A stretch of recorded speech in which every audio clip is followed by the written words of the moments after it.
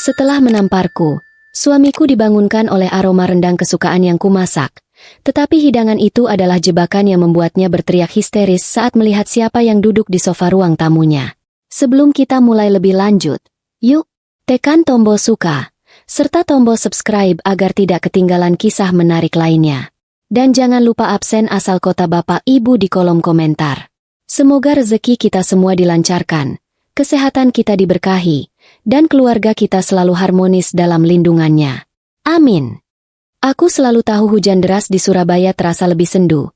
Apalagi saat airnya turun menemani kepastian yang baru saja merayap naik ke permukaan hatiku. Sudah pukul 1 dini hari, dan aku masih duduk di sofa kulit mahal di ruang tengah, menanti Bima pulang dari pertemuan bisnis, yang ku tahu hanyalah kedok tipis. Suara dentuman guntur dari luar rumah mewah ini terdengar jauh lebih nyata daripada janji-janji setia yang pernah diucapkan suamiku di bawah atap yang sama. Sebenarnya, aku tidak perlu menunggu hingga larut untuk tahu apa yang sedang ia lakukan. Aroma parfum wanita yang selalu menempel di kemejanya sudah menjadi isyarat mingguan, jauh lebih mudah tercium daripada bau hujan. Aku menyalakan televisi plasma 70 inci itu tanpa suara, hanya untuk memastikan ada kilauan cahaya yang menari di ruangan sepi ini, agar aku tidak tenggelam sepenuhnya dalam keheningan yang menyesakan. Sudah berbulan-bulan aku hidup dalam sandiwara yang melelahkan ini. Aku berpura-pura percaya pada alibi Bima, berpura-pura tidak melihat bekas lipstik samar di kerah bajunya, dan berpura-pura masih peduli dengan menu makan malam yang harus kusiapkan esok hari. Jika ada penghargaan untuk aktris paling sabar di Jawa Timur, mungkin pialanya sudah kupajang di samping bingkai foto pernikahan kami yang seolah mengejek dengan senyum palsunya. Malam ini, rasanya berbeda. Sebuah rasa muak yang tak tertahankan merayap dari perutku hingga ke tenggorokan. Jauh lebih buruk daripada makronis yang kuderita sejak Bima mulai sering pulang larut. Tekadku telah mencapai titik didih. Aku bukan lagi wanita bodoh yang bisa dibujuk rayu dengan tas tangan bermerek atau tiket liburan singkat ke Bali. Aku adalah Risa, putri dari Pak Harjono, seorang wanita yang dididik untuk berdiri tegak, bukan menjadi keset yang hanya berfungsi untuk menyerap kotoran hidup orang lain. Aku butuh kepastian, bukan lagi spekulasi. Aku butuh bukti yang tidak terbantahkan untuk mengakhiri penderitaan ini dengan elegan. Tiba-tiba, ponselku bergetar sekali, menampilkan pesan masuk dari nomor asing yang membuat detak jantungku langsung berpacu. Pesan itu sangat singkat, hanya berupa sebuah tautan ke penyimpanan daring, tanpa kata pengantar atau sapaan basa-basi. Aku menarik napas dalam, merasakan udara dingin masuk ke paru-paruku, seolah sedang bersiap terjun dari tebing. Aku tahu apa isinya. Seseorang telah mengirimiku kepastian yang kucari, atau mungkin, akhir dari segala kepalsuan yang kunikmati. Jariku yang dingin dengan perlahan menyentuh tautan itu, seolah-olah penundaanku akan mengubah kenyataan yang terpampang di layar. Gambar pertama yang muncul adalah sebuah bidikan buram di sebuah restoran mewah yang sering diiklankan di media sosial. Di sana, Bima duduk di seberang meja, bukan denganku, tetapi dengan wanita lain yang kukenali dari foto-foto yang pernah secara tidak sengaja kulihat di ponsel Bima, Maya. Maya, si wanita muda dengan rambut pirang yang selalu mengenakan pakaian minim, yang ku dengar dari bisik-bisik sosialita adalah salah satu staf pemasaran Bima. Aku sempat tertawa kecil di dalam hati, tawa getir yang tidak sampai ke mata. Suamiku benar-benar tidak punya selera dalam memilih selingkuhan. Sangat klise dan mudah ditebak. Bahkan drama Korea pun memiliki alur yang lebih orisinal. Aku mulai menggulir galeri foto itu, satu persatu. Foto-foto itu menunjukkan mereka berdua sedang tertawa, suap-suapan makanan penutup, dan puncaknya, sebuah foto selfie di mana Bima mencium pipi Maya, dengan senyum lebar yang tak pernah kulihat lagi di wajahnya selama bertahun-tahun. Kecewa? Tentu saja. Tapi anehnya, air mataku tidak menetes. Rasa sakit itu sudah terlalu lama mengendap sehingga kini berubah menjadi kekosongan yang dingin. Itu bukanlah luka baru, melainkan konfirmasi atas penyakit lama yang sudah kubiarkan membusuk. Aku mematikan layar ponsel, membiarkan kegelapan merangkul wajah Bima dan Maya. Aku bersandar, memejamkan mata, dan meresapi suara hujan yang kini berubah menjadi melodi yang tenang. Tekadku semakin menguat, mengeras seperti semen yang mengering. Aku akan mengakhiri ini, tetapi tidak dengan berteriak dan meratap seperti yang Bima harapkan. Aku akan mengakhirinya dengan ketenangan yang mematikan, ketenangan seorang pemain catur yang baru saja melihat semua langkah lawannya dan sudah merencanakan skakmat pamungkas. Aku tidak akan membiarkan emosiku merusak kehormatanku atau aset-asetku. Aku akan menjadi Risa yang cerdas, yang membiarkan Bima menghancurkan dirinya sendiri dengan kebodohannya. Tak lama kemudian, suara decitan ban mobil mewah Bima terdengar di luar gerbang, diikuti oleh suara pintu yang dibanting keras. Danang telah pulang. Aku merasakan lonjakan adrenalin, bukan karena ketakutan seperti biasanya, tetapi karena antisipasi. Permainan baru akan segera dimulai. Aku berdiri, merapikan sedikit lipatan di gamisku, dan menarik napas sekali lagi. Aku harus terlihat tenang, tetapi sorot mataku harus menunjukkan bahwa aku sudah tahu segalanya. Bima masuk dengan langkah sempoyongan. Aroma alkohol dan parfum asing langsung menyeruak memenuhi ruangan, jauh lebih tajam daripada bau hujan. Kemejanya berantakan, dan dasinya sudah lepas entah kemana. Saat melihatku duduk tegak di sofa, matanya melebar sejenak karena terkejut. Seharusnya ia merasa bersalah, tetapi Bima justru mengerutkan kening, seolah-olah kehadiranku di sana adalah gangguan besar yang mengacaukan malamnya yang sempurna. Itulah tipikal Bima, selalu memutarbalikkan fakta, menjadikan dirinya korban dan aku sebagai pengganggu kebahagiaannya. Aku menatapnya tanpa ekspresi, membiarkan keheningan berbicara untukku. Bima menggerutu pelan, berjalan melewatinya ku tanpa menyapa. Ia melemparkan tas kerjanya ke lantai dan mulai menaiki tangga. "Kamu tidak tidur?" tanyaku akhirnya. Suaraku terdengar tenang dan datar, hampir seperti bisikan. Pertanyaan sederhana itu berhasil menghentikan langkahnya. Bima berbalik. Matanya merah karena mabuk dan lelah. Aku bisa melihat api amarah mulai menyala. "Bukan urusanmu," gertaknya. Suaranya serak dan kasar. "Tugasmu diam di rumah, bukan mengurus kemana aku pergi.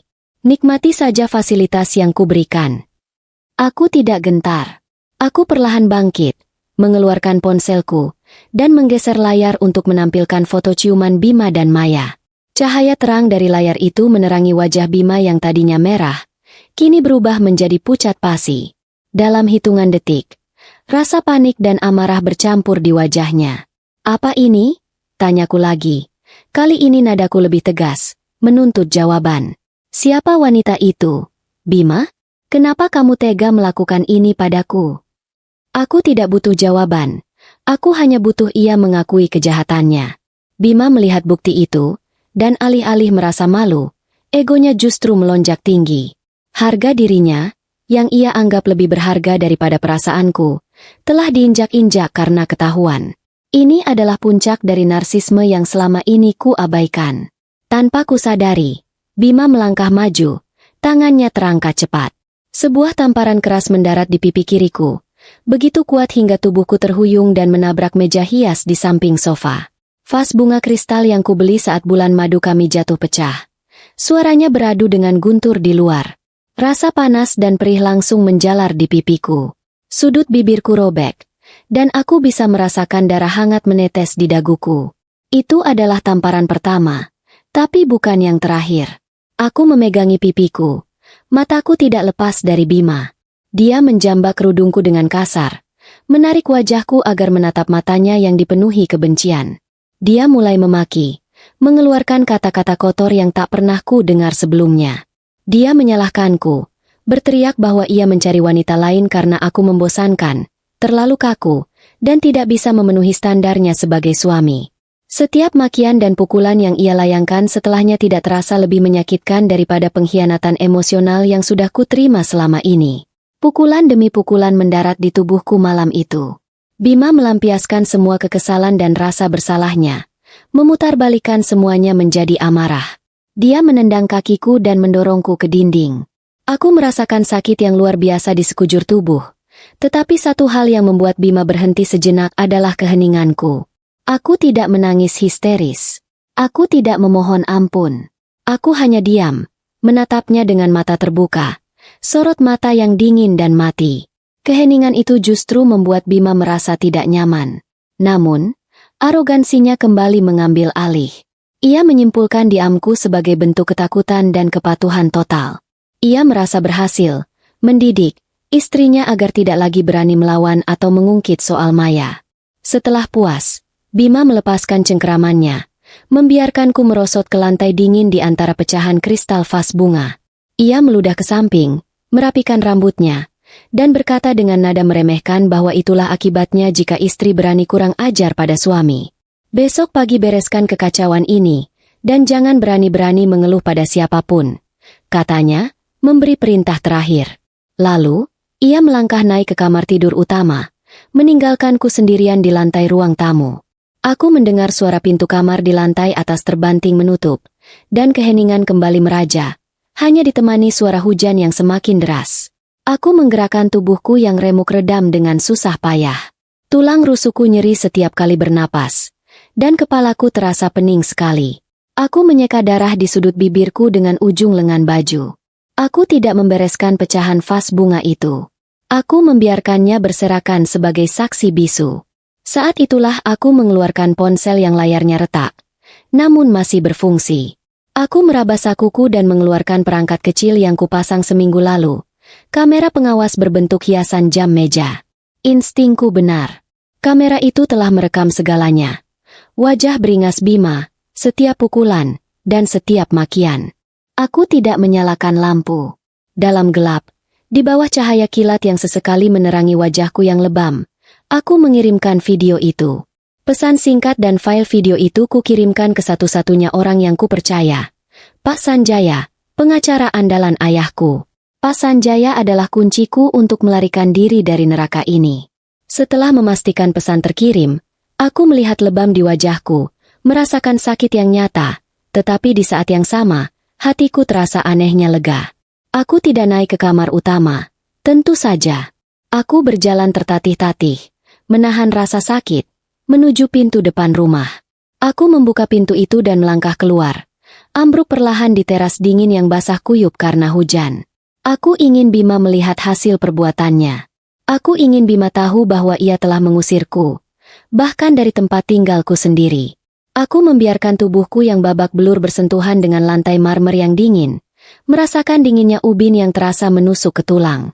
Aku berbaring di teras, meringkuk, tetapi mataku terbuka lebar menatap langit-langit teras yang gelap.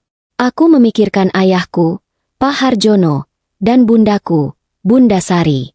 Selama ini, aku menutupi aib rumah tanggaku karena tidak ingin membuat mereka khawatir.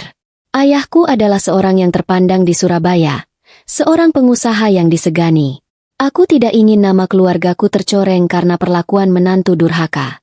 Tapi malam ini, batas kesabaran dan harga diriku telah hancur. Aku menyadari bahwa kesabaranku telah kutukar dengan penderitaan. Aku membayangkan Bima di dalam sana, tidur pulas karena mabuk, merasa telah menang. Bodoh. Aku tertawa pelan, tawa yang bergetar karena sakit. Bima tidak tahu bahwa dia tidak sedang tidur di kamar, tetapi sedang tidur di ranjang penjara yang menantinya. Aku tidak tidur sepanjang malam di teras itu. Aku hanya berbaring, mendengarkan suara hujan yang mulai mereda dan merencanakan setiap detail langkahku. Aku adalah korban. Ya, tetapi aku tidak akan menjadi korban yang lemah. Aku akan menjadi korban yang cerdik.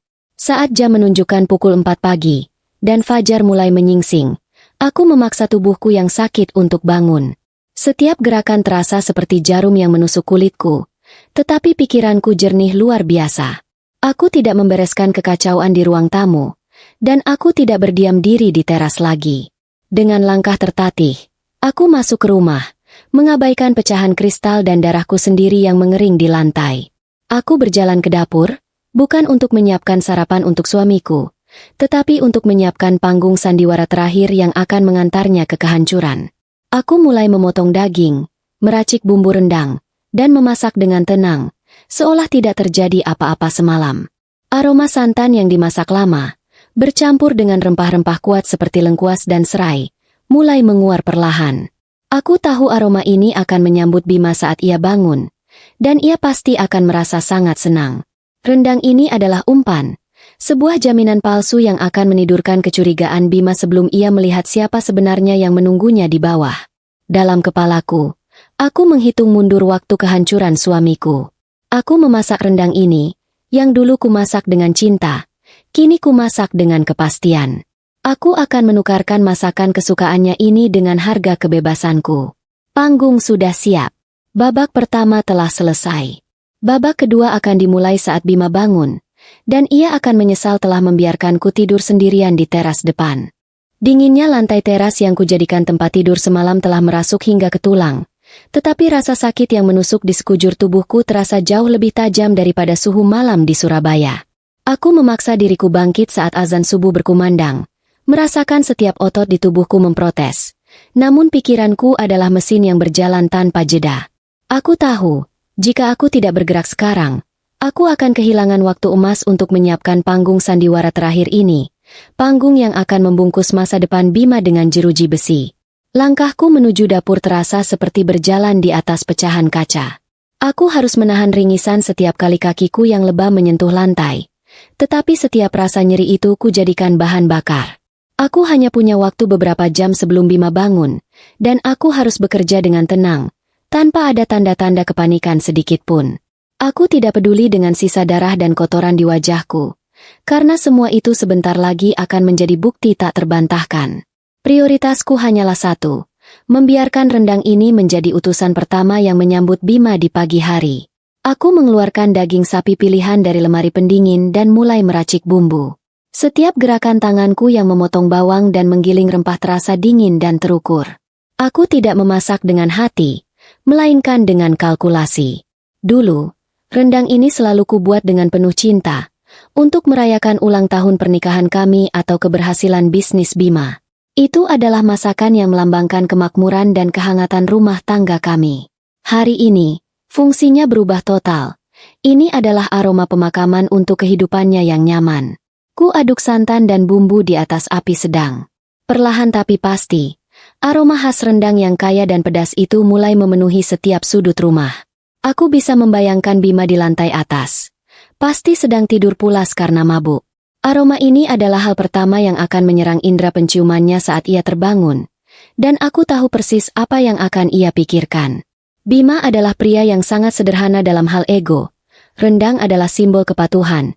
Sebuah sinyal damai yang ia yakini akan kukirimkan setelah ia mendisiplinkan aku. Sementara rendang terus kumasak, aku sempat melirik ke ruang tamu. Pecahan vas bunga kristal masih berserakan, bersaksi atas kekejaman semalam. Aku tidak menyentuhnya. Sebaliknya, aku mengambil sepotong kain pel dan membersihkan sudut meja yang terkena tumpahan minuman Bima, dan menyeka tetesan darahku di lantai marmer.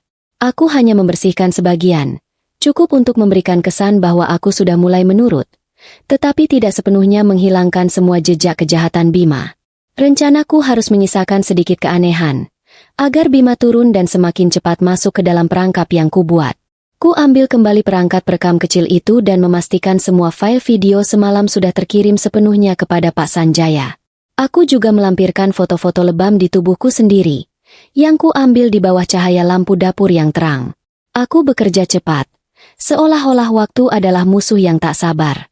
Setelah itu, aku membereskan sedikit kamar mandi di lantai bawah, mengunci pintu dapur dari dalam, bukan untuk mengunci diriku, tetapi untuk membuat pintu masuk lain menjadi satu-satunya pilihan, dan duduk di kursi dapur, menunggu fajar menyambut Bima. Sekitar pukul 9 pagi, ketika matahari sudah bersinar terik menembus jendela, suara lenguhan Bima terdengar dari lantai atas, menandakan ia baru bangun. Ku dengar ia menggerutu dan berjalan ke kamar mandi. Aku tersenyum tipis. Waktunya tepat. Aroma rendang sudah mencapai tingkat kematangan sempurna, menebar janji palsu tentang kebahagiaan dan kehangatan keluarga. Aku bisa membayangkan bagaimana aroma itu berfungsi sebagai balsam untuk ego Bima yang lelah dan mabuk. Tak lama kemudian, ku dengar suara langkah kaki Bima menuruni tangga. Langkahnya tidak lagi sempoyongan, tetapi mantap dan penuh percaya diri. Aku menyembunyikan diriku di balik sekat dapur, hanya mengintip sedikit. Ia pasti mengira aku sudah berada di sini, menyiapkan sarapan layaknya istri penurut. Ekspresi Bima pasti terlihat puas, seperti seekor singa yang baru saja berhasil menandai wilayahnya dan kini siap menikmati hasilnya. Bima sampai di lantai bawah. Aku melihatnya berhenti sejenak di ruang tamu.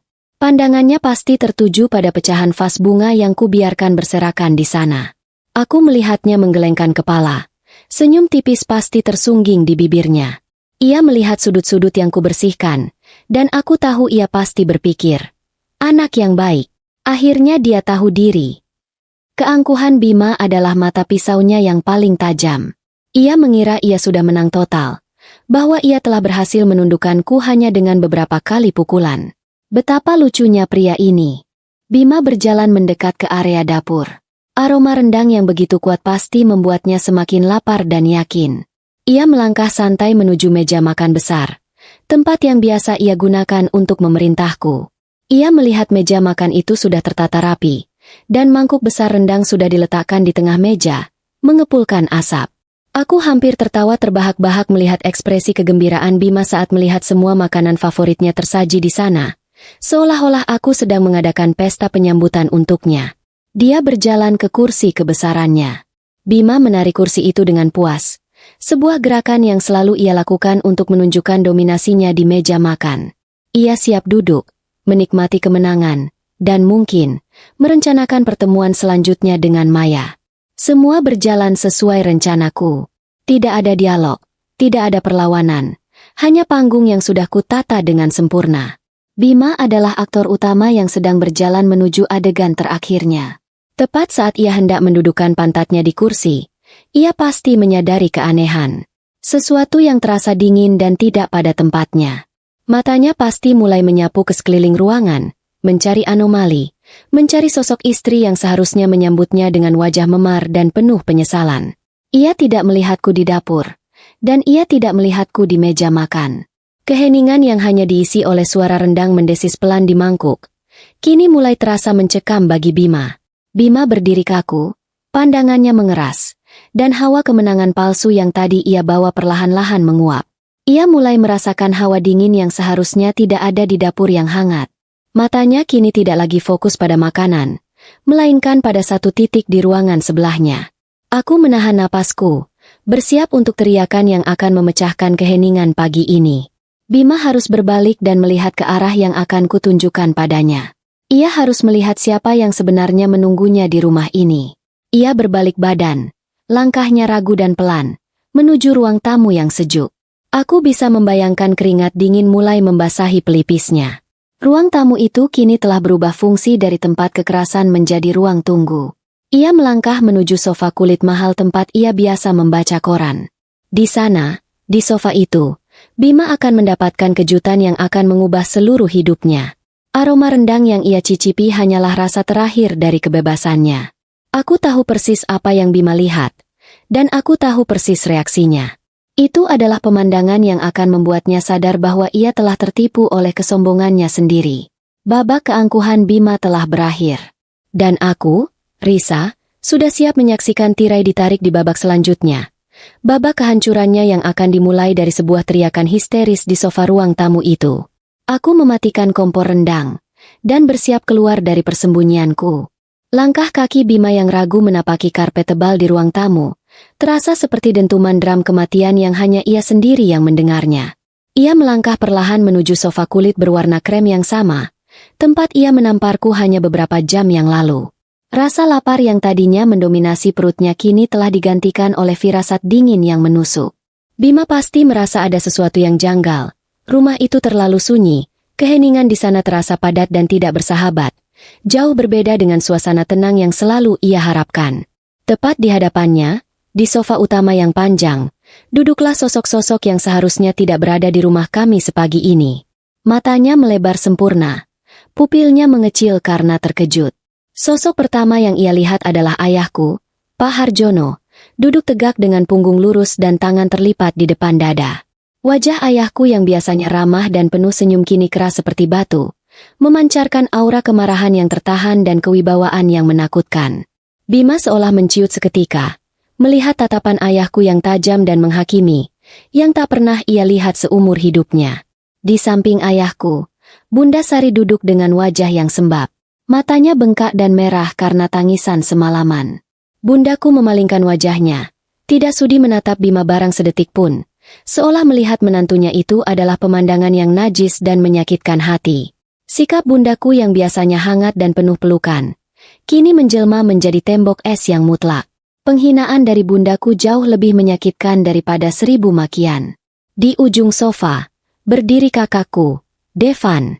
Devan, yang bertubuh tegap dan dikenal tenang, kini berdiri dengan rahang mengeras dan mata menyala. Tatapannya adalah janji akan pembalasan fisik yang hanya bisa ditahan oleh etika dan hukum. Aura ancaman yang dipancarkan Devan terasa begitu nyata, membuat lutut Bima lemas tak bertenaga. Bima pasti berpikir, jika bukan karena kehadiran ayahku, Devan pasti sudah melompat dan menghajarnya saat itu juga. Dan sosok keempat yang membuat Bima benar-benar kehilangan kata-kata adalah Pak Sanjaya, pengacara keluarga kami yang terkenal tak terkalahkan di kota Surabaya. Pak Sanjaya duduk tenang di kursi tunggal, memegang map kulit tebal, dan menatap Bima dengan senyum tipis yang meremehkan. Senyum Pak Sanjaya bukanlah senyum ramah, melainkan senyum seorang algojo yang baru saja menemukan mangsa utamanya. Bima pasti mengerti arti kehadiran Pak Sanjaya. Ini bukan lagi masalah rumah tangga biasa, ini sudah ranah hukum. Mulut Bima terbuka, tetapi tak ada suara yang keluar. Ia mencoba memanggil nama ayahku, mencoba menyangkal dan bertanya mengapa mereka ada di sini, tetapi suaranya tercekat di tenggorokan. Bima bergerak mundur selangkah, dan saat itulah ia menjerit histeris. Jeritan itu adalah campuran antara kejutan, ketakutan murni, dan realisasi bahwa ia telah jatuh ke dalam jebakan yang dingin dan terencana. Itu adalah teriakan seorang pria yang baru menyadari ia bukan lagi raja di istananya sendiri, melainkan narapidana yang tertangkap basah. Saat Bima berteriak, aku melangkah keluar dari balik sekat dapur. Aku berjalan perlahan, tubuhku masih sakit dan lebam, tetapi aku memancarkan ketenangan yang tak terbatas. Aku berdiri di antara meja makan dan ruang tamu, membiarkan Bima melihatku. Ia menatapku, matanya liar, mencari-cari kebohongan atau penjelasan yang ia yakini dapat kuberikan. Wajahku yang lebam, bibirku yang pecah, dan mataku yang dingin, menjadi bukti visual yang tak terhindarkan. Ayahku perlahan mengangkat tangan, memberi isyarat kepada Bima agar diam. Suara ayahku terdengar berat dan rendah. Makanlah, Bima. Rendang itu. Istrimu yang memasaknya. Dengan wajah lebam dan hati yang hancur. Itu adalah makanan enak terakhir yang akan menyentuh lidahmu sebelum kamu membusuk di dalam sel. Kata-kata ayahku membelah keheningan dengan ketegasan yang mutlak, membuat Bunda Sari kembali terisak pelan. Bima menggeleng panik. Ia mulai meracau tentang salah paham, tentang pertengkaran suami istri biasa. Ia mencoba mendekatiku, memohon agar aku bicara dan mencairkan suasana. Tepat saat Bima bergerak, Devan melangkah cepat, memukul meja dengan keras hingga piring-piring di atasnya bergetar. Jangan sebut nama adikku dengan mulut kotormu itu. Hardik Devan, matanya penuh kebencian. Itu adalah satu-satunya kali Devan mengucapkan dialog. Dan itu sudah cukup untuk membungkam Bima. Pak Sanjaya kemudian berdiri dengan tenang. Ia tidak perlu berteriak. Pengacara itu meletakkan tablet digital di atas meja, mengarahkannya ke Bima. Di layar tablet itu, diputarlah video rekaman kamera pengawas semalam. Video itu menampilkan dengan jelas dalam resolusi tinggi bagaimana Bima menamparku hingga jatuh, menjambak kerudungku, dan memukuliku tanpa ampun. Suara makian Bima dan suara pukulan terdengar jelas, memenuhi ruang tamu yang mewah itu. Bima memalingkan wajah, tidak sanggup menyaksikan kejahatannya sendiri. Ini bukan pertengkaran rumah tangga, saudara Bima, kata Pak Sanjaya dengan nada formal dan dingin. Ini adalah tindak pidana penganiayaan berat dan kekerasan dalam rumah tangga. Bukti visum yang telah kami lakukan pagi ini terhadap Risa, serta rekaman ini, lebih dari cukup untuk menyeret Anda ke pengadilan. Kata-kata Pak Sanjaya adalah palu godam yang menghancurkan sisa-sisa harapan Bima. Tiba-tiba, dari sudut ruangan dekat pintu utama, muncul dua sosok berseragam lengkap. Dua orang polisi berbadan tegap berjalan masuk dan berdiri di samping Pak Sanjaya. Kehadiran mereka adalah penanda final. Bima tidak hanya melawan istri dan mertuanya, ia melawan negara. Salah satu polisi melangkah maju, tangannya mengeluarkan borgol besi yang berkilauan di bawah cahaya lampu. Bunyi klik dari borgol yang dibuka terdengar nyaring, bagaikan lonceng kematian bagi kehidupan Bima yang penuh kemewahan. Bima jatuh terduduk di lantai, menatap nanar pada rendang di meja makan. Aroma yang tadinya menjanjikan kehangatan kini bercampur dengan bau kehancuran. Aku menatapnya. Ia tidak lagi melihat sorot mata yang takut, melainkan tatapan kosong yang penuh kekalahan. Bima akhirnya menyadari, keheninganku semalam bukanlah tanda kepatuhan, melainkan ketenangan sebelum badai yang kini menenggelamkannya. Aku melangkah mendekat. Tubuhku menahan rasa sakit. Aku tidak berbicara. Aku hanya mengambil serpihan kristal vas bunga yang pecah di lantai, mengumpulkannya di telapak tanganku. Aku menatap Bima yang kini sudah diborgol oleh petugas. Itu adalah sentuhan terakhirku di rumah ini. Aku adalah wanita yang telah dihina, dipukul, dan diusir hingga tidur di teras. Tapi pagi ini, aku adalah arsitek yang menyaksikan kehancuran lawannya. Petugas polisi membantu Bima berdiri, menyeretnya perlahan menuju pintu keluar. Bima berbalik sekali lagi, menatapku, mencoba mencari sisa-sisa ampunan di wajahku. Aku hanya menggeleng, membiarkan luka di bibirku berbicara. Aku tidak butuh permintaannya. Aku hanya butuh keadilan. Aku tidak lagi mencintai pria itu. Aku hanya ingin pria itu menghilang dari kehidupanku. Keluargaku dan Pak Sanjaya berjalan mengikuti petugas, meninggalkan aku di ruang tamu yang kini kembali sunyi. Aku adalah satu-satunya yang tersisa di sana, berdiri tegak di antara meja makan yang penuh rendang dan lantai yang penuh serpihan penyesalan Bima. Setelah pintu depan rumah tertutup rapat, menyisakan kesunyian yang baru, aku berdiri sendirian di ruang tamu. Aku memejamkan mata, menarik napas panjang, dan merasakan udara yang baru dan bersih memenuhi paru-paruku. Bau alkohol Bima telah hilang, digantikan oleh aroma rendang yang kini menjadi lambang kebebasanku. Aku tidak bergegas. Aku berdiri di sana selama beberapa menit, membiarkan setiap sendi tubuhku menikmati momen kemerdekaan yang telah kubeli dengan harga yang mahal. Aku memungut sisa-sisa pecahan vas kristal dari lantai, memasukkannya ke dalam kantong plastik. Aku membersihkan sendiri tumpahan darahku yang mengering, seolah sedang membersihkan sisa-sisa kenangan buruk. Pekerjaan ini kulakukan dengan hati-hati, tidak terburu-buru, seperti seorang seniman yang baru saja menyelesaikan karyanya dan kini sedang merapikan studio. Aku tidak merasa jijik atau takut lagi, aku hanya merasa lega. Tugas pertamaku sebagai wanita merdeka adalah membereskan kekacauan terakhir yang ditinggalkan suamiku. Selesai membersihkan, aku menghubungi Pak Sanjaya. Suara Pak Sanjaya di ujung telepon terdengar tenang dan formal, memberitahuku bahwa Bima telah dibawa ke kantor polisi, dan proses interogasi awal akan segera dimulai. Aku meminta Pak Sanjaya untuk memastikan Bima tidak mendapatkan perlakuan istimewa, dan yang paling penting, aku meminta ia segera menjalankan rencana B. Rencana B adalah bagian paling mematikan dari jebakan yang kususun. Pemandangan di kantor polisi terasa jauh dari kemewahan rumah kami. Sebuah kontras yang brutal bagi Bima yang sombong. Sabar. Dan keringat dingin mulai membasahi kemeja mahalnya yang kini kusut. Ia masih yakin bahwa uang dan koneksi ayahku hanya menggertak. Dan semua ini akan selesai dengan uang jaminan. Pintu besi ruangan itu berdeci terbuka. Dan masuklah Pak Sanjaya, ditemani seorang penyidik senior. Pak Sanjaya tidak duduk. Ia berdiri di seberang meja, menatap Bima dengan sorot mata merendahkan yang ku yakin membuat Bima mendidih. Bima pasti langsung menyemburkan amarahnya, menuduh ayahku dan aku melakukan penculikan dan pencemaran nama baik. Ia bersikeras bahwa apa yang terjadi semalam hanyalah pertengkaran suami istri biasa yang tidak seharusnya dicampuri oleh pihak luar, apalagi kepolisian. Pak Sanjaya tidak menanggapi amarah itu. Ia hanya membuka tas kulitnya dan mengeluarkan sebuah map tebal berwarna merah. Dengan gerakan yang lambat dan disengaja, ia menyebar foto-foto hasil visumku di atas meja, tepat di depan wajah Bima. Foto-foto itu mengerikan.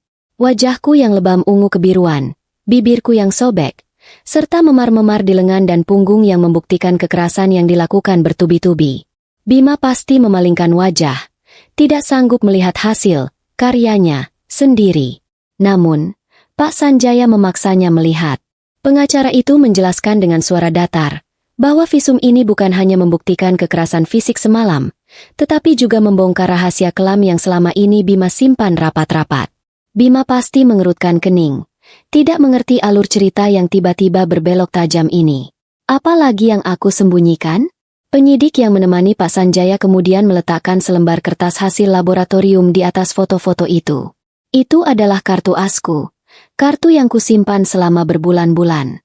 Pak Sanjaya menjelaskan, setelah aku diamankan subuh tadi, dokter melakukan pemeriksaan menyeluruh karena aku sering mengeluh pusing dan lemas selama beberapa bulan terakhir. Hasil laboratorium itu mengejutkan semua orang, kecuali aku. Saudara Bima, ujar Pak Sanjaya dengan suara yang kini menjadi sangat tajam. Ditemukan residu zat penenang dosis rendah jenis benzodiazepine di dalam darah Ibu Risa. Zat yang sama yang ditemukan di dalam botol vitamin yang biasa Anda berikan kepada istri Anda setiap malam. Wajah Bima yang tadinya merah karena amarah kini berubah menjadi pucat pasi, seputih kertas. Rahasianya telah terbongkar. Selama 6 bulan terakhir, Bima memang diam-diam mencampurkan obat penenang ke dalam minuman atau vitaminku, agar aku cepat tidur dan tidak banyak bertanya saat ia pulang larut malam atau pergi menemui Maya. Ia pikir tindakannya itu cerdik. Cara halus untuk membungkam istri tanpa kekerasan fisik. Bima mengira aku adalah wanita bodoh yang hanya menelan apa yang ia berikan. Pak Sanjaya mencondongkan tubuhnya ke depan, menatap tajam ke manik mata Bima. Tindakan ini di mata hukum, Saudara Bima, bukanlah lagi sekadar kasus KDRT. Ini adalah percobaan pembunuhan berencana dan peracunan secara sistematis terhadap pasangan. Kami juga telah menemukan jejak transfer dana perusahaan ayah Ibu Risa yang Anda kelola ke rekening Maya. Ini adalah motif. Anda ingin Risa tenang dan tidur agar Anda bebas melakukan penggelapan dan perselingkuhan. Bima kehilangan kata-kata. Lidahnya keluh. Ia mencoba menyangkal, mengatakan bahwa itu hanya vitamin biasa, bahwa hasil lab itu pasti salah atau dipalsukan, tetapi suaranya terdengar lemah dan tidak meyakinkan, bahkan bagi dirinya sendiri. Aku bisa merasakan kemenangan dingin merayapi diriku, meskipun aku tidak berada di ruangan itu. Bima sedang dihancurkan oleh keangkuhannya sendiri. Fakta bahwa aku tahu, dan aku diam saja selama ini, pasti membuatnya merinding. Aku tidak tidur pulas karena obat itu bekerja sempurna, melainkan karena aku sedang mengumpulkan bukti demi bukti untuk menjeratnya. Istri yang ia anggap bodoh dan penurut itu ternyata adalah lawan yang jauh lebih pintar dan mematikan. Bima menyadari bahwa ia telah masuk ke dalam perangkap yang ia gali sendiri. Penyidik mulai membacakan pasal-pasal yang akan dikenakan padanya. Ancaman hukumannya bukan lagi hitungan bulan, melainkan belasan tahun penjara. Bayangan tentang karir yang hancur, nama baik yang tercoreng, dan hidup di balik jeruji besi mulai menari-nari di pelupuk mata Bima. Arogansinya runtuh, digantikan oleh teror yang nyata.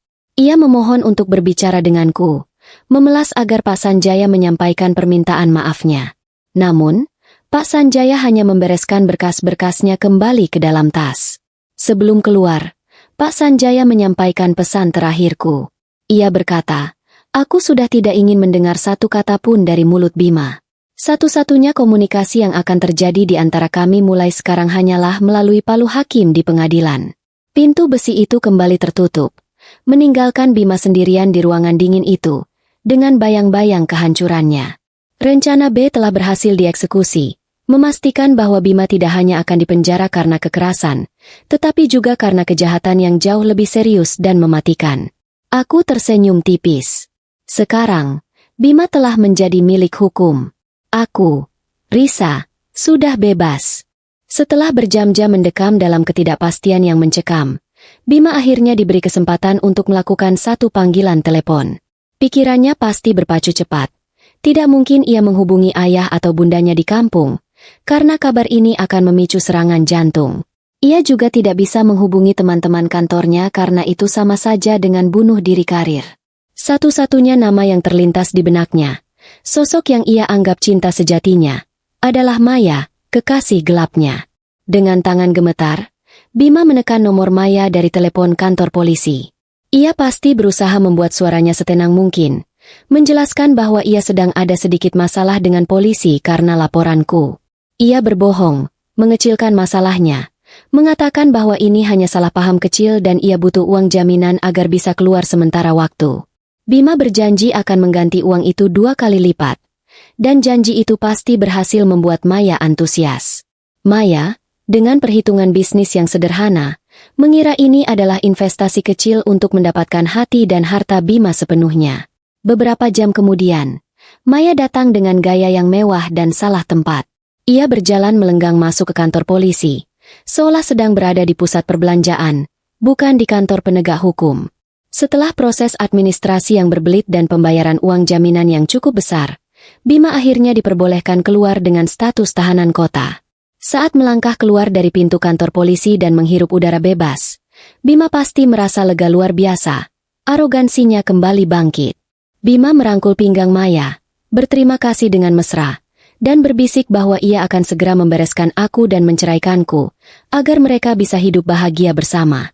Maya tersenyum lebar, membayangkan dirinya akan segera menjadi Nyonya Bima dan tinggal di rumah mewah kami di Surabaya. Mereka berdua sama-sama naif. Namun, kelegaan itu tidak berlangsung lama. Tepat di lobi kantor polisi, Pak Sanjaya telah menunggu. Pengacara yang dingin dan tegas itu menghampiri mereka berdua. Tanpa basa-basi, Pak Sanjaya menyerahkan sebuah amplop coklat besar kepada Bima. Bima menerimanya dengan kening berkerut. Pak Sanjaya menjelaskan bahwa itu adalah surat pemberitahuan penyitaan aset dan status kepemilikan harta. Bima pasti tertawa meremehkan, berkata bahwa aku tidak punya hak menyita apapun karena rumah dan mobil dibeli dari hasil kerja kerasnya. Ia menganggapku bodoh, lupa bahwa ayahku adalah seorang pengusaha ulung yang sangat cerdas dalam melindungi aset keluarganya. Pak Sanjaya dengan tenang mematahkan argumen itu. Anda lupa membaca perjanjian pranikah, Saudara Bima, kata Pak Sanjaya, suaranya sedingin es. Rumah mewah yang Anda tempati di Citraland adalah aset warisan ayah Risa, yang dibalik-namakan atas nama Risa sebelum pernikahan, sehingga tidak masuk dalam harta Gonogini. Bima terdiam, matanya membelalak membaca dokumen legal itu. Ia pasti baru sadar bahwa selama ini ia hanyalah penumpang di dalam kehidupan mewah yang kufasilitasi. Mobil mewah yang ia pakai sehari-hari pun ternyata dibeli menggunakan dana dari rekening perusahaan ayahku, yang secara hukum tercatat sebagai fasilitas kantor yang bisa ditarik kapan saja. Gaji Bima yang besar selama ini habis ia gunakan untuk gaya hidup, judi online, dan memanjakan Maya, sehingga ia nyaris tidak memiliki aset pribadi yang berharga. Pak Sanjaya kemudian memberitahu satu hal lagi yang membuat lutut Bima lemas. Kartu kredit dan akses rekening Bima sudah dibekukan oleh bank, karena adanya laporan dugaan penggelapan dana perusahaan yang dilaporkan ayahku pagi ini. Audit internal perusahaan ayahku ternyata sudah berjalan diam-diam sejak bulan lalu. Jadi saat ini, Bima benar-benar tidak memiliki uang sepeser pun selain dompet di sakunya. Maya, yang mendengar percakapan itu, mulai melepaskan rangkulan tangannya dari pinggang Bima. Wajahnya mulai menunjukkan keraguan. Bima yang panik melihat perubahan sikap Maya berusaha meyakinkan wanita itu bahwa Pak Sanjaya hanya menggertak. Ia bersikeras mengajak Maya pulang ke rumah mewah untuk membuktikan bahwa ia masih berkuasa. Mereka akhirnya naik taksi online karena mobil Bima sudah disita polisi sebagai barang bukti. Sepanjang perjalanan, Bima terus membual tentang rencana bisnisnya, sementara Maya hanya diam, sibuk memainkan ponselnya, mungkin mulai menghitung untung rugi hubungannya dengan pria di sebelahnya. Sesampainya di depan gerbang perumahan elit, taksi mereka dihentikan oleh satpam. Bima turun dengan marah, membentak satpam yang sudah dikenalnya bertahun-tahun itu untuk membuka palang pintu. Namun, satpam itu menatapnya dengan dingin dan berkata bahwa dia mendapat perintah langsung dari pemilik rumah, Ibu Risa, untuk melarang Bima masuk. Kunci gerbang sudah diganti dengan sistem digital baru. Bima mengamuk. Ia mengguncang-guncang pagar besi tinggi itu seperti orang gila, berteriak memanggil namaku. Tetangga mulai keluar rumah, menonton tontonan gratis itu dengan tatapan mencemooh. Aku bisa merasakan rasa malu yang menusuk Bima, direktur muda yang sukses, kini diperlakukan tak lebih dari seorang pengganggu di depan rumahnya sendiri. Puncak kehancuran mental Bima terjadi ketika satpam itu menunjuk ke arah tumpukan hitam di samping pos jaga. Di sana, di dalam sebuah tong besi besar, terdapat sisa-sisa pembakaran yang masih mengepulkan asap tipis. Bima berlari mendekat dan melihat potongan kain jas mahal, sepatu kulit yang sudah meleleh, dan koleksi jam tangannya yang hancur terbakar api. Semua barang-barang pribadi Bima, simbol status dan kebanggaannya, telah dibakar menjadi abu oleh suruhanku. Tidak ada yang tersisa. Ia tidak punya baju ganti, tidak punya rumah untuk pulang, dan tidak punya aset untuk dibanggakan. Aku telah menghapus semua jejak keberadaannya dari rumah itu. Aku telah membersihkan rumah kami, bukan hanya dari darahku, tetapi juga dari sampah keangkuhannya. Bima berbalik menatap Maya, berharap mendapatkan simpati. Namun, Maya menatap tumpukan abu itu dengan ngeri, lalu menatap Bima dengan pandangan yang benar-benar baru. Pandangan seorang wanita yang menyadari bahwa pria di hadapannya bukan lagi tambang emas, melainkan beban hidup yang menjijikan. Maya mundur perlahan, menggelengkan kepalanya saat Bima mencoba meraih tangannya. Di depan gerbang rumah yang dulu ia banggakan sebagai istananya, Bima berdiri terlunta-lunta. Maya, tanpa ragu, meninggalkannya begitu saja, naik taksi online yang baru datang. Ia meninggalkan Bima sendirian, tanpa rumah, tanpa uang, dan kini tanpa kekasih yang ia banggakan. Bima harus menelan kenyataan pahit itu. Ia telah mengorbankan berlian seperti aku demi kerikil tajam seperti Maya, yang kini justru menendangnya saat ia paling rapuh. Malam itu, Bima menghabiskan waktunya di sebuah musala kecil di pom bensin tak jauh dari apartemen Maya. Rasa lapar yang melilit perutnya jauh lebih menyiksa daripada rasa dingin di lantai keramik. Ia hanya memiliki sedikit uang tunai, sisa kembalian belanja rokok. Ia membeli roti dan air mineral, memakannya dengan lahap sambil meratapi nasib. Ia harus menerima bahwa kehancuran materialnya telah tuntas. Aku telah memastikan ia memulai pertempuran hukumnya sebagai gelandangan yang benar-benar tidak memiliki apa-apa. Sinar matahari pagi yang menyengat rasa membakar kulit Bima yang lengket dan belum tersentuh air bersih. Setelah menghabiskan malam di musala pom bensin, Bima mencoba merapikan penampilannya sebisanya di toilet umum. Kemejanya kusut parah dan bernoda kotor, tetapi ia berusaha menegakkan bahunya, memasang topeng wibawa yang biasa ia kenakan sebagai direktur pemasaran sukses. Karirnya adalah satu-satunya benteng pertahanan yang tersisa. Dengan sisa uang terakhirnya, Bima naik ojek online menuju gedung pencakar langit di pusat bisnis kota, tempat ia bekerja selama 10 tahun terakhir. Ia melangkah masuk lobi gedung yang megah dengan lantai marmer mengkilap, berharap satpam akan menyapanya dengan hormat. Namun, yang terjadi justru sebaliknya. Dua satpam di pintu depan saling berbisik saat melihat Bima mendekat. Tatapan mereka aneh, campuran antara rasa jijik dan kasihan. Bima mencoba melewati gerbang akses lift, menempelkan kartu identitas karyawannya ke mesin pemindai.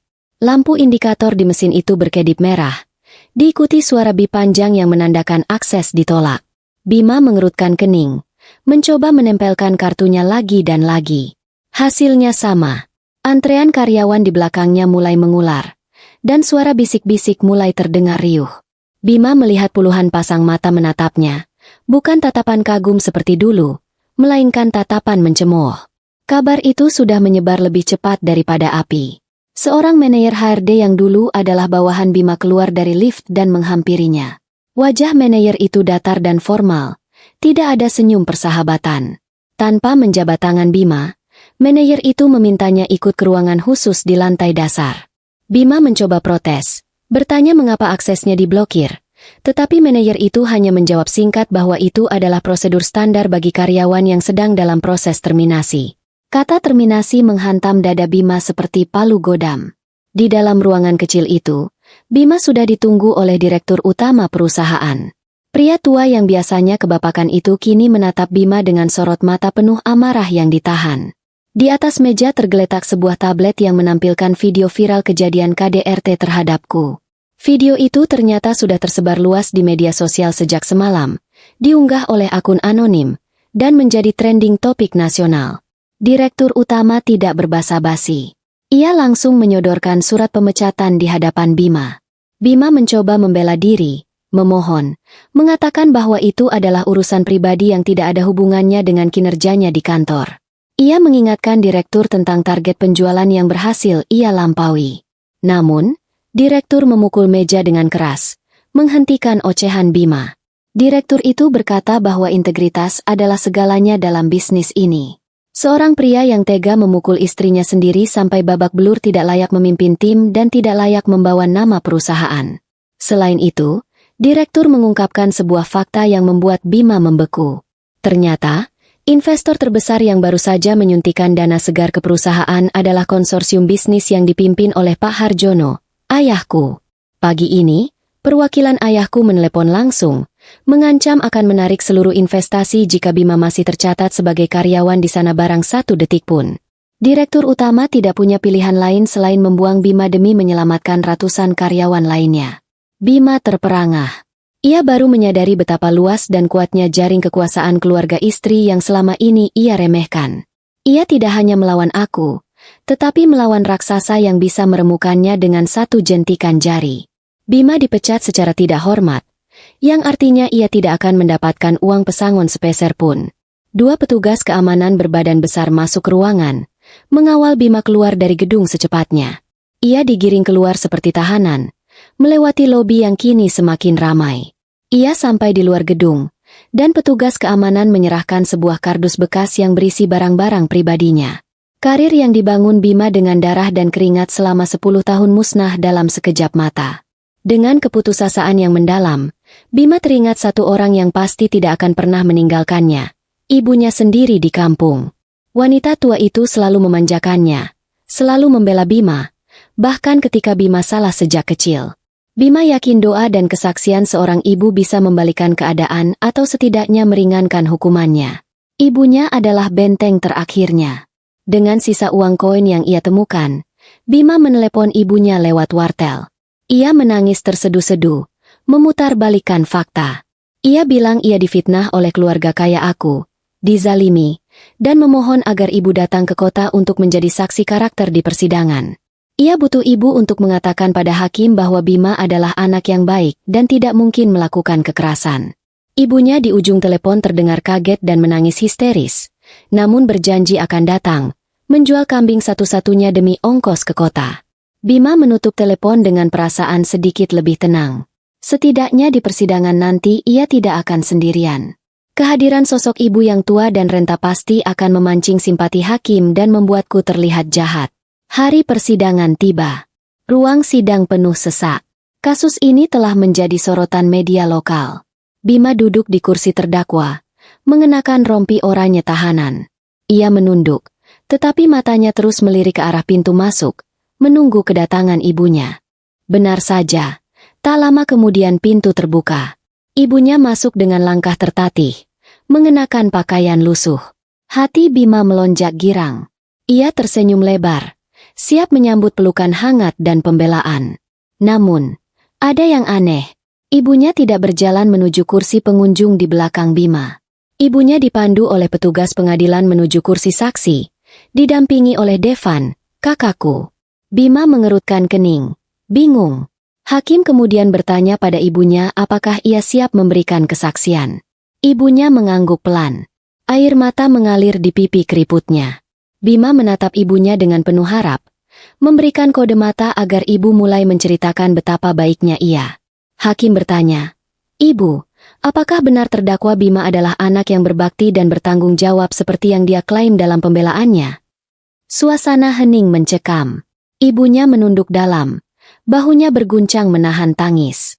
Lalu, perlahan ia mengangkat wajahnya, menatap Bima.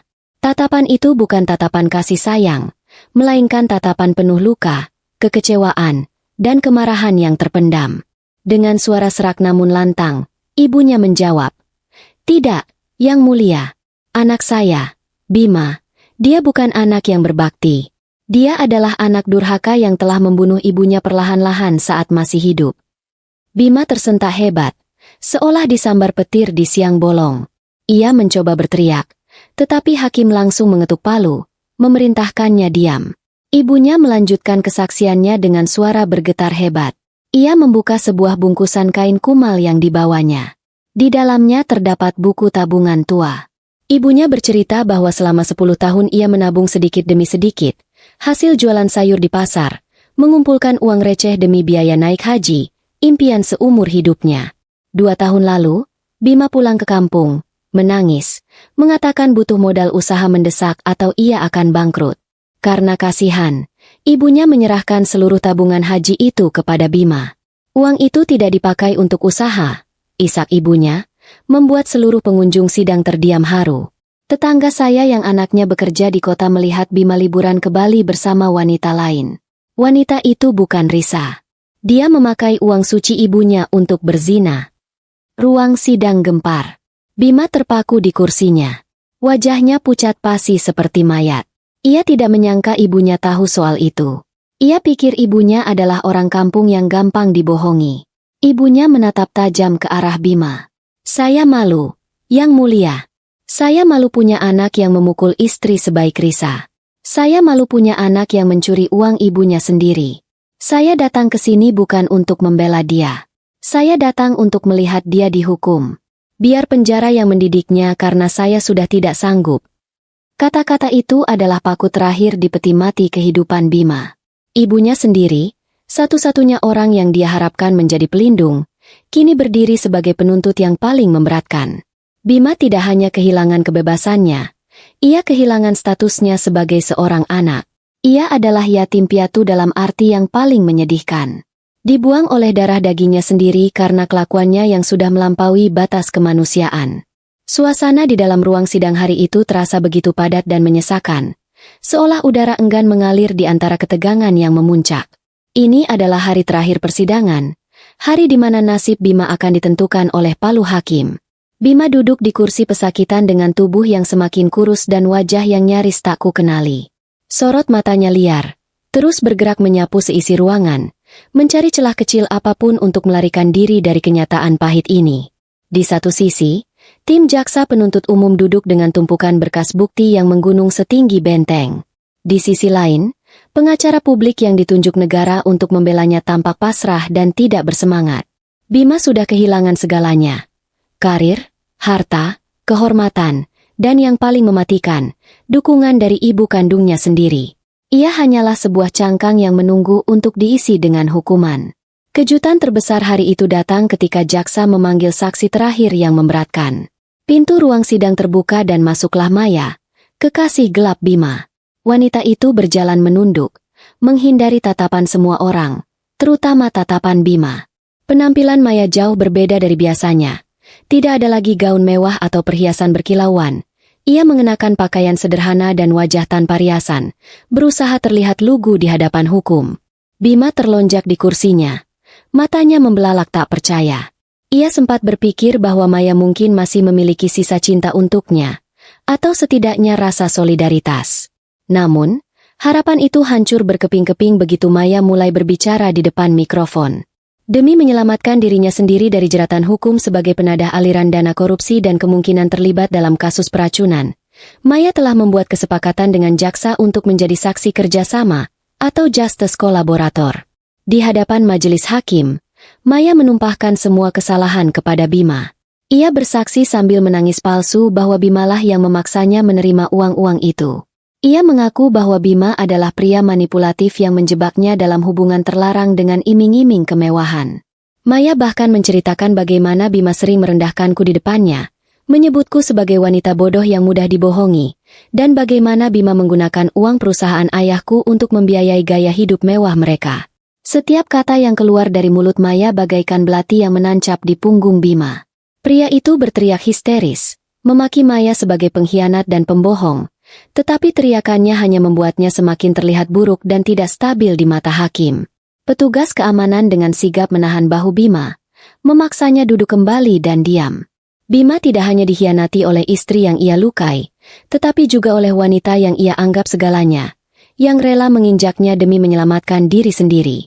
Setelah semua saksi didengar dan bukti dipaparkan, tibalah saatnya pembacaan putusan. Ketua majelis hakim, seorang pria parubaya dengan wajah tegas, mulai membacakan vonis dengan suara yang menggema di seluruh ruangan. Hakim menyatakan bahwa Bima terbukti secara sah dan meyakinkan melakukan tindak pidana kekerasan dalam rumah tangga berat yang mengakibatkan cacat fisik dan trauma psikis, percobaan peracunan berencana, serta penggelapan dana perusahaan dalam jumlah besar. Tidak ada satupun hal yang meringankan hukuman Bima.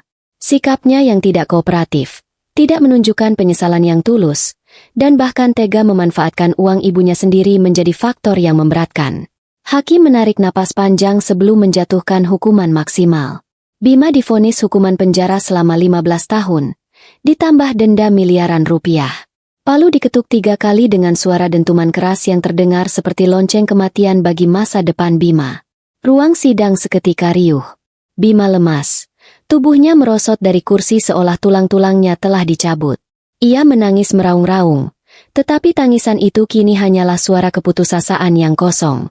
Ia dikhianati oleh semua orang yang ia cintai dan ia manfaatkan.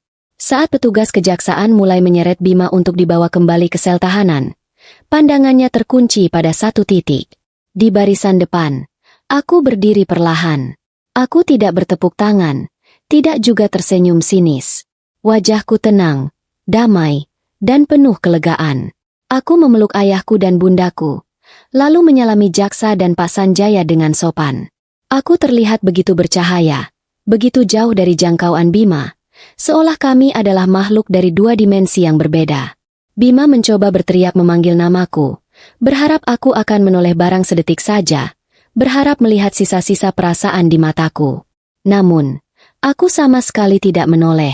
Aku berbalik badan, berjalan keluar ruangan, dikelilingi oleh orang-orang yang mencintaiku, meninggalkan Bima yang terus meronta-ronta, diseret petugas menuju kegelapan lorong penjara. Hari itu, Bima akhirnya menyadari bahwa hukuman terberat bukanlah penjara fisik, melainkan kenyataan bahwa ia telah benar-benar dihapus dari kehidupan orang-orang yang dulu tulus mencintainya. Ia kini hanyalah masa lalu yang buruk, sebuah noda yang telah berhasil ku bersihkan. Ia berjalan masuk ke sel, merasakan dinginnya lantai beton dan bau apek yang menusuk. Ia yang dulu terbiasa dengan spray sutra dan ruangan ber-AC, kini harus berbagi ruang sempit dengan narapidana lain. Malam pertamanya di balik jeruji adalah neraka yang nyata. Bima berbaring di tempat tidur yang keras, matanya menatap langit-langit yang gelap, dan pikirannya dipenuhi penyesalan yang pahit. Ia ingat aroma rendang di pagi hari itu. Aroma yang ia yakini sebagai tanda kemenangan, ternyata adalah aroma perpisahan yang dingin dan mematikan. Ia telah membuang kehangatan rumah tangga demi ego dan hawa nafsu, dan kini ia harus membayar harga yang setimpal dengan 15 tahun kehidupannya yang hilang. Penjara adalah sekolahnya yang baru, tempat ia harus belajar bahwa kesombongan selalu membawa kehancuran. 5 tahun kemudian, matahari siang yang terik membakar aspal jalanan ibu kota Surabaya yang macet dan berdebu. Waktu telah bergulir cepat, tetapi bagi Bima, 5 tahun itu terasa seperti setengah abad yang membusuk di tempat gelap. Ia baru saja bebas bersyarat beberapa bulan lalu, karena penjara penuh dan ia dianggap menunjukkan perilaku baik. Namun, kebebasan itu tidak membawanya pada kehidupan yang lebih baik. Dengan catatan kriminal yang panjang dan nama yang sudah masuk daftar hitam di mana-mana, tidak ada perusahaan bona fide yang mau mempekerjakannya, bahkan sebagai petugas keamanan sekalipun. Bima, sang direktur pemasaran yang disegani, kini hanyalah mantan narapidana yang dibenci oleh dunia profesional. Harta bendanya habis tak bersisa untuk membayar denda dan ganti rugi. Ia benar-benar memulai hidup dari nol, tetapi nol yang sangat minus. Keluarganya di kampung telah memutus hubungan sepenuhnya, membawa serta rasa malu yang tak terhingga. Pukulan terbesar datang ketika ia mengetahui bahwa ibunya, wanita tua yang rela menjual kambing demi membela dirinya, meninggal dunia setahun setelah ia dipenjara, membawa serta rasa kecewa sampai ke liang lahat tanpa pernah mau menjenguk Bima barang sekalipun. Bima adalah yatim piatu yang menyedihkan, ditinggalkan oleh darah dagingnya sendiri. Bima kini bekerja serabutan di pinggiran kota, di sebuah kawasan kumuh yang padat penduduk. Kadang ia menjadi kuli panggul di pasar, kadang memulung botol plastik, dan sekarang, ia menjadi tukang cuci piring di sebuah warung Tegal kecil yang dindingnya sudah kusam terkena asap kendaraan. Inilah titik terendah seorang pria yang dulunya terbiasa memimpin rapat di ruang eksekutif ber-AC. Punggungnya sering sakit karena bekas-bekas tidur di lantai penjara yang dingin, dan giginya sudah banyak yang tanggal karena kurang gizi. Tangan yang dulu halus karena hanya memegang pulpen mahal dan menyetir mobil mewah, kini kasar, pecah-pecah, dan berbau sabun colek murahan. Ia sudah tidak peduli lagi dengan penampilannya. Harga diri dan keangkuhannya telah lama hancur, digantikan oleh kepatuhan yang menyedihkan. Pemilik warung, seorang wanita gemuk yang galak, sering membentaknya jika ia bekerja lambat atau memecahkan gelas. Bima yang dulu sombong dan arogan kini hanya bisa menunduk patuh. Mentalnya sudah luluh lantak diinjak-injak oleh kerasnya roda kehidupan yang berputar ke bawah. Tidak ada yang mengenalinya di tempat ini, dan jika ada, mereka hanya mengenalnya sebagai si pencuci piring lambat. Siang itu, warung sedang sepi. Bima istirahat sejenak, duduk berjongkok di bagian belakang warung dekat selokan yang berbau menyengat, sambil mengelap keringat di dahinya dengan lengan baju yang kotor. Matanya tertuju pada televisi tabung tua yang tergantung di sudut warung. Ia mengawasi siaran berita, hanya sebagai pelarian dari realitasnya yang pahit. Bima melihat liputan khusus sedang menayangkan penganugerahan penghargaan wanita inspiratif tahun ini. Layar televisi menampilkan sebuah ballroom hotel mewah yang dipenuhi cahaya lampu kristal. Lingkungan yang sangat ia kenali, lingkungan yang dulu menjadi habitatnya. Pemandangan itu terasa asing, seolah ia sedang menonton film tentang planet lain. Tiba-tiba, kamera menyorot sosok wanita yang naik ke atas panggung untuk menerima piala. Jantung Bima seakan berhenti berdetak. Gelas plastik di tangannya terjatuh ke lantai. Wanita di layar televisi itu adalah Risa. Ia tampak jauh lebih muda dan cantik daripada 5 tahun lalu. Hijabnya tertata modis. Senyumnya mengembang penuh percaya diri. Tidak ada lagi sorot mata takut atau lebam yang mengganggu kecantikannya. Risa memancarkan aura kemandirian dan kesuksesan yang luar biasa. Ia adalah berlian yang telah dilempar oleh Bima, dan kini ia bersinar lebih terang dari sebelumnya. Narator berita menjelaskan bahwa Risa kini adalah pemilik perusahaan catering dan restoran Nusantara yang memiliki cabang di berbagai kota besar, sekaligus pendiri yayasan yang membantu para korban kekerasan dalam rumah tangga untuk bangkit dan mandiri. Aku, Risa, telah menggunakan pengalamanku yang pahit sebagai landasan untuk kesuksesanku. Di samping Risa, berdiri seorang pria gagah yang menatapnya dengan penuh kebanggaan dan cinta. Pria itu adalah suami baru Risa, seorang dokter spesialis yang dikenal dermawan. Lalu menatapnya dengan cinta yang sama seperti tatapan suami baruku sekarang.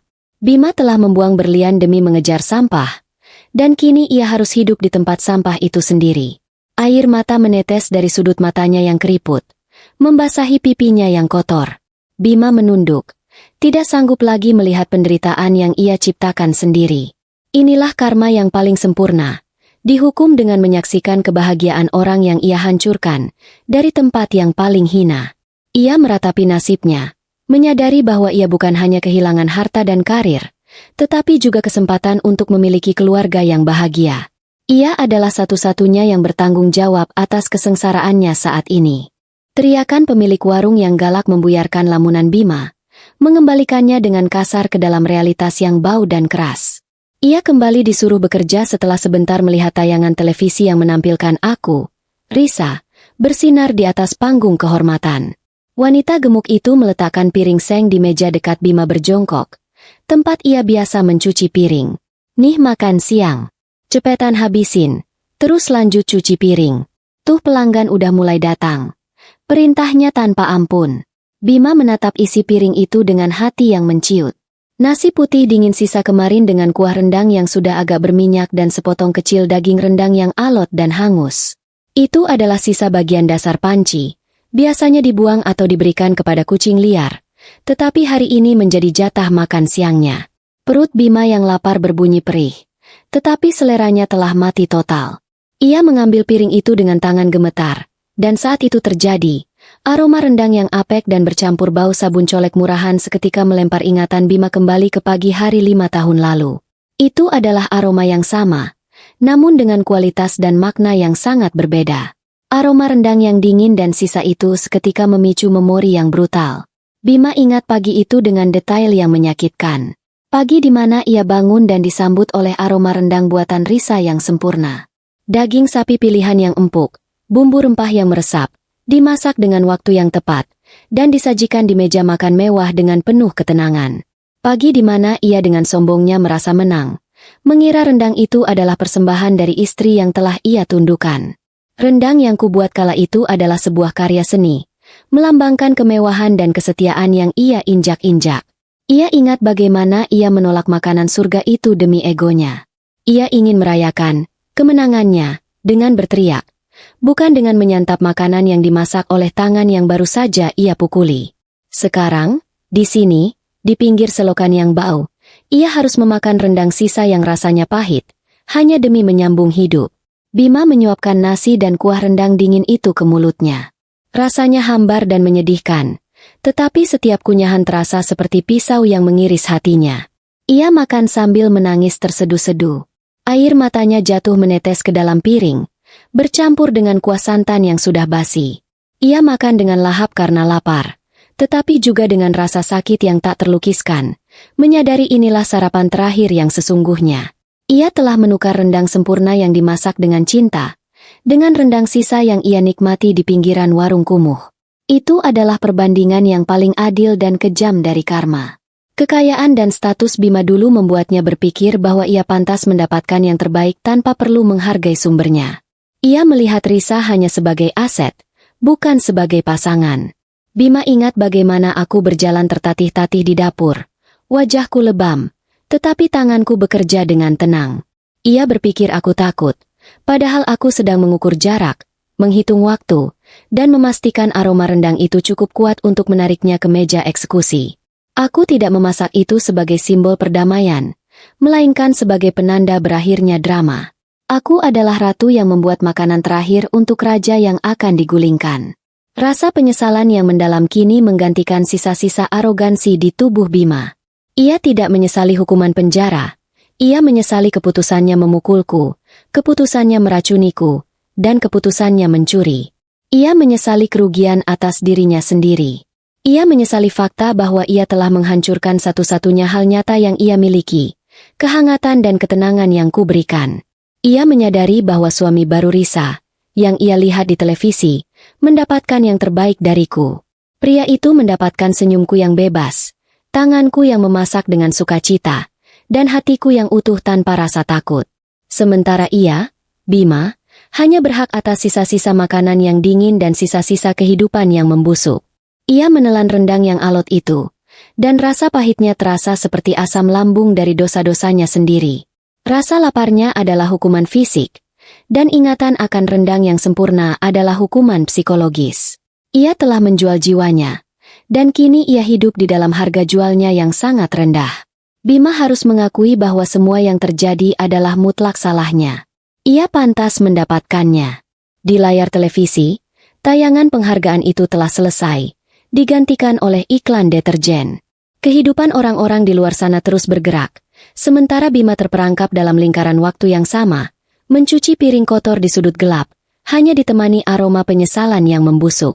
Ia tidak bisa melarikan diri dari masa lalunya, karena masa lalunya, dalam bentuk rendang sisa yang ia makan, terus memberinya makan, menjaga ia tetap hidup dalam penderitaan. Hujan turun rintik-rintik, membasahi jendela dapur rumahku yang kini hangat dan terang benderang. Aroma yang sangat familiar kembali menguar memenuhi ruangan. Aroma santan yang mendidih bercampur dengan rempah-rempah kuat seperti lengkuas dan serai. Aku sedang memasak rendang. Namun, kali ini, suasananya terasa jauh berbeda dibandingkan 5 tahun yang lalu. Tidak ada lebam di wajahku, tidak ada rasa takut yang mencekam di dadaku, dan tidak ada rencana balas dendam yang bergejolak di kepalaku. Aku mengaduk kuali besar itu dengan senandung kecil di bibirku, mengenakan apron cantik berwarna pastel. Hari ini adalah hari ulang tahun pernikahan keduaku dengan suamiku, Dr. Arya. Rendang ini kumasak untuk merayakan cinta yang tulus dan keluarga yang kubangun kembali. Ku matikan kompor dan berbalik. Sepasang lengan kekar memeluk pinggangku dari belakang dengan lembut. Aku tersenyum, menyandarkan kepalaku ke bahu Dr. Arya. Suamiku mencium pipiku dan memuji aroma masakan yang menggugah selera itu. Tidak ada bentakan, tidak ada makian, dan tidak ada tuntutan. Yang ada hanya apresiasi tulus. Aku telah menemukan kedamaian yang tak pernah ku tahu ada.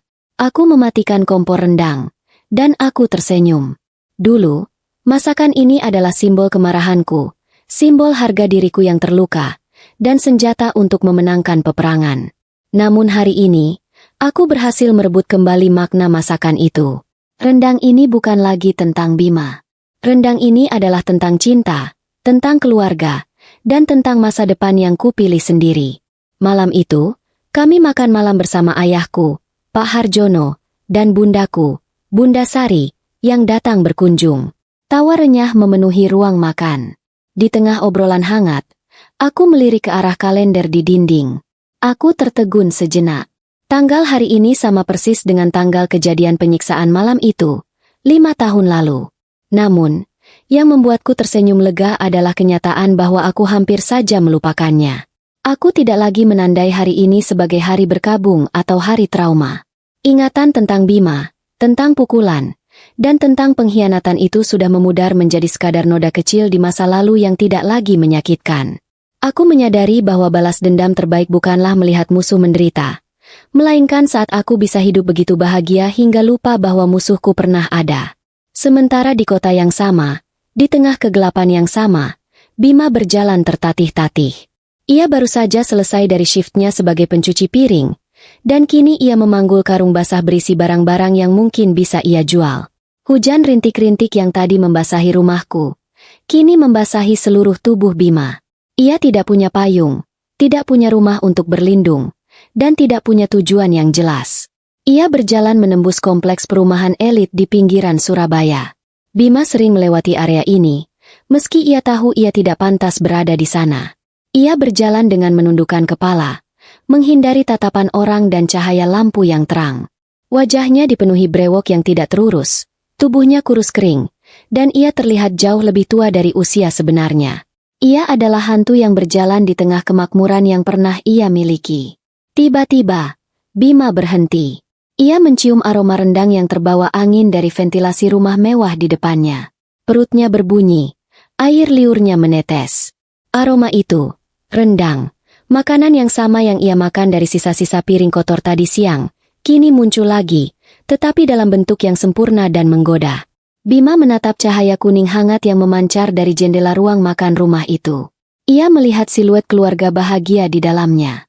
Rasa perih yang amat sangat menyayat hatinya. Ia tahu rumah itu, rumah yang ditinggalinya bersama Dr. Arya dan aku, adalah simbol dari semua yang telah ia buang. Saat Bima terpaku menatap, pintu rumah itu terbuka. Aku, Risa, melangkah keluar ke teras, diikuti oleh Dr. Arya yang menggendong seorang balita lucu, anakku. Kami semua tertawa, berdiri di teras depan, di tempat yang sama di mana Bima meninggalkanku sendirian 5 tahun lalu. Bima melihatku. Aku tidak berhijab sederhana seperti yang ia kenal dulu, tetapi mengenakan pakaian rumah yang elegan dan rapi. Wajahku memancarkan kebahagiaan yang otentik. Bima melihat tangan Dr. Arya merangkul bahuku dengan mesra, dan ia melihat tawa bahagia anak kecil itu. Itu adalah potret keluarga sempurna yang ia hancurkan dengan tangannya sendiri. Bima mematung. Ia tidak berani mendekat. Ia tidak berani bersuara. Ia tahu ia tidak pantas bahkan untuk sekadar mengetuk pintu pagar. Ia menatapku, mencari sisa-sisa amarah atau kebencian, tetapi ia tidak menemukan apa-apa. Mataku hanya memancarkan kedamaian total, seolah aku benar-benar telah melupakannya. Bima menyadari bahwa aku tidak lagi membencinya. Aku telah menghapusnya dari eksistensiku. Air mata Bima menetes, bercampur dengan air hujan yang semakin deras. Ia tahu, inilah hukuman terberatnya. Bukanlah penjara, tetapi melihat apa yang ia korbankan dan tahu bahwa ia tidak akan pernah bisa memilikinya kembali. Ia telah mencapai akhir dari perjalanannya. Dengan langkah berat, Bima menundukkan kepala. Ia berbalik badan, dan kembali berjalan menjauh, ke dalam kegelapan malam, membawa serta karung basahnya dan penyesalannya yang abadi. Sementara di dalam rumah, aku memeluk suamiku dan anakku, tertawa lepas. Aku benar-benar merdeka dan utuh kembali. Dan rendang itu, yang semula adalah senjata, kini adalah hidangan perayaan atas kemenangan keadilan dan kebahagiaan yang baru. Karma telah menuntaskan tugasnya dengan sempurna.